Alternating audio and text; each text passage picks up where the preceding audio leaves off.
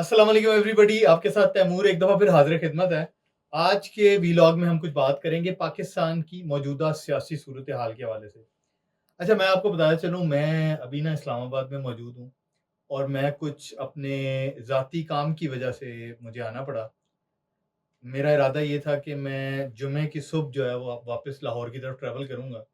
लेकिन आपको पता है कि पाकिस्तान में एक इंतशारी टोला जो है वो पाकिस्तान की तरक्की को किसी भी हवाले से बर्दाश्त करने को तैयार नहीं है। ऐसा दिन और टाइम वो चूज़ करते हैं जब वाक़ई में हमारे मुल्क की कहीं न कहीं तशहीर हो रही होती है। अभी आप देखें कि हाल ही में मलेशियन प्राइम मिनिस्टर जो है उनका विज़िट रहा, that was very successful. Saudi delegation है, उन्होंने पाकिस्तान आना है। इसके अलावा चाइनीज़ प्राइम मिनिस्टर जो कि सीपैक के नेक्स्ट फेजेस के हवाले से बात करेंगे।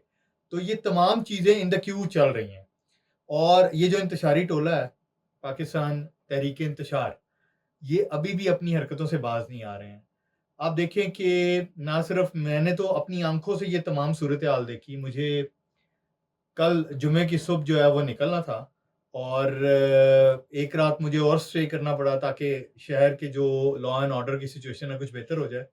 लेकिन जब मैंने फैसला किया कि मैं हफ्ते की दोपहर को निकलूं, तो मैं जहां-जहां भी जा रहा था इस्लामाबाद में, रास्ते बंद थे, कंटेनर्स लगे हुए थे और उसकी वजह ये थी कि ये जो इंतशारी टोला है ये वेपन से लेस जो है अफ़गानी ग्रुप्स को और केपीके के कुछ लोगों को लेकर इस्लामाबाद पे चढ़ाई करने का प्रोग्राम बना चुके थे।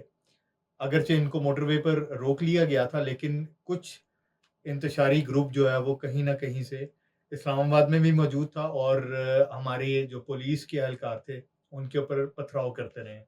सो ये सूरत-ए-हाल काफ़ी ख़राब रही। अब देखें, ये जो तमाम सिचुएशन है, जब दुनिया भर में इस तरह का एहतजाज जा रहा है, तो ये एक किस्म का पुरतशद्दुद एहतजाज है। और अनफॉर्चुनेटली जो चीज़ अहम है वो ये है कि ये लोग पाकिस्तान की तरक्की से ख़ाइफ़ हैं। असल में पावर की गेम है। बानी पीटीआई खुद तो जेल में मौजूद है और इस वक़्त वो इतना फ्रस्ट्रेट हो चुके हैं कि वो चाहते हैं कि किसी न किसी तरह मुल्क में लॉ एंड ऑर्डर की सिचुएशन इतनी ख़राब हो जाए कि कहीं खून-खराबा हो, कहीं पर अनफॉर्चुनेटली खुदा न ख़ास्ता लाशें गिरें और फिर ये चीज़ मीडिया पर हाइलाइट हो और आम आवाम में एक एग्रेशन क्रिएट हो। आप देखें कि इस वक़्त जो भी इशारिये हैं जो कि मईशत के हवाले से हैं, वो तमाम पाकिस्तान की मुस्बत पेशन गोई कर रहे हैं। कहीं न कहीं पाकिस्तान में आईएमएफ का एक तो कर्ज़, उसकी जो है तौसीक कर दी गई है और उसमें कुछ अमाउंट जो है वो स्टेट बैंक को मौसूल भी हो चुकी है।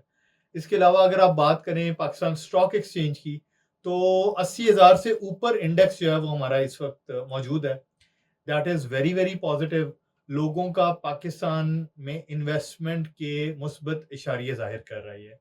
और इसके अलावा अगर आप देखें तो मलेशियन प्रेसिडेंट का जो प्राइम मिनिस्टर का विज़िट था, उन्होंने भी आके यहाँ पर आईटी के शोबे में मुश्तरका कारोबारी जो हमारा ग्रुप है, उसके हवाले से उन्होंने बात की कि अनकरीब वो मिल-जुल कर जो भी पॉसिबल होगा, पाकिस्तान की मदद की जाएगी। इसके अलावा जो-जो पॉसिबिलिटीज़ है ज़राअत के हवाले से, मादनियात के हवाले से, जहाँ पर मलेशिया की टेक्नोलॉजी को हम यूज़ कर सकते हैं, उन्होंने भरपूर तरीके से पाकिस्तान का साथ देने का अज़म दोहराया। अब देखिए, जितने भी ममालिक हैं, ये पाकिस्तान में सरमायाकारी करने के लिए कोशिशें कर रहे हैं और कहीं न कहीं उनकी ये सही भी रही है कि वो आएँ पाकिस्तान, यहाँ पर आकर एमओयू साइन करें और जो एक्जिस्टिंग एमओयूज़ हैं, उनको एग्ज़ीक्यूट किया जा सके। अनफॉर्चुनेटली आप ये देखें कि ज्यों-ज्यों ये दिन करीब आ रहे हैं, ये इंतशारी टोला जो है, ये भरपूर तरीके से सामने आता जा रहा है। ये मैं आपको अपनी आँखों देखी सूरत-ए-हाल बता रहा हूँ। अच्छा, मैंने आज प्लान किया हुआ था कि मैं वापस लाहौर की तरफ ट्रैवल करूँगा, तो आप यकीन करें कि इवन जीटी रोड की तरफ भी मैं जब गया हूँ, तो वहाँ पर कंटेनर्स लगे हुए थे। अब आप देखें कि मैं चूँकि पंजाब से बिलॉन्ग करता हूँ, लाहौर में रहता हूँ, मेरा घर वहाँ पे है। तो पंजाब में तरक्की के हवाले से वहाँ की जो चीफ मिनिस्टर हैं वो काफ़ी बेहतर तरीके से परफॉर्म कर रही हैं। बहुत सारे तरक्की के मंसूबों पर काम हो रहा है।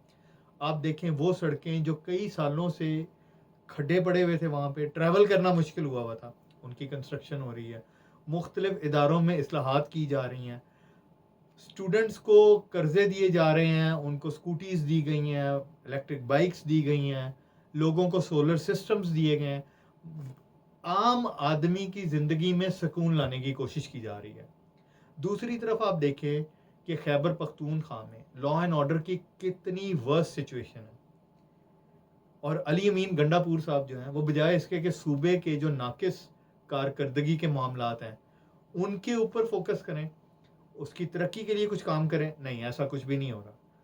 ایک بدماشوں والا جو ہے نا وہ حلیہ بنا کے ایک پورا گروپ لے کر اپنی طرف سے اسلام آباد پر چڑھائی کرنے کی کوشش کی جا رہی ہے۔ آپ سوچیں کہ اگر ان لوگوں کو ہارڈ ان کے ساتھ سلوک کیا جائے تو یہ کسی بھی طرح سے ایسا نہیں ہے کہ ان کے ساتھ زیادتی ہے، پاکستان کا نام بدنام کر رہے ہیں، پاکستان کی سلامتی داؤ پر لگائی ہوئی ہے، اور اس چیز کو بھولے ہوئے ہیں کہ یار ان کے اس طرح کے ایکشنز پوری دنیا میں نوٹ کیے جا رہے ہیں۔ جن لوگوں نے یہاں پہ انویسٹمنٹ کرنی ہے، جب وہ دیکھیں گے کہ ایک صوبے کا چیف منسٹر کس طرح بدماشوں کی طرح کیپٹل پر حملہ کرنے دوڑ رہا ہے، تو مجھے بتائیں کہ جو لوگ واقعی میں پاکستان میں انویسٹمنٹ کرنا چاہتے ہیں ان میں کیا امپریشن جائے گا۔ ان کو یہ تمام چیزوں کا پتہ ہے۔ دیکھیں، بانی پی ٹی آئی جو ہے وہ، میں یہ کہتا ہوں کہ انہوں نے جو بھی غیر قانونی کام کیے ہیں اس کی وجہ سے وہ بیہائنڈ دا بارز ہیں، ان کے اوپر قانونی مقدمات ہیں، ان کو چاہیے کہ اس کی قانونی فائٹ کریں۔ اس طرح کے حربے استعمال کر کے وہ صرف پاکستان کا نقصان کر رہے ہیں، ہماری فوج کو بدنام کر رہے ہیں، اور یہ چیز کسی بھی حوالے سے پاکستان کے حق میں نہیں ہے۔ بات ساری پاور کی ہے۔ اگر آج اس شخص کو دوبارہ پرائم منسٹر بنا دیا جائے تو اس کی زندگی میں سب سکون ہے۔ کیا یہ زیادتی نہیں ہے پاکستان کے ساتھ؟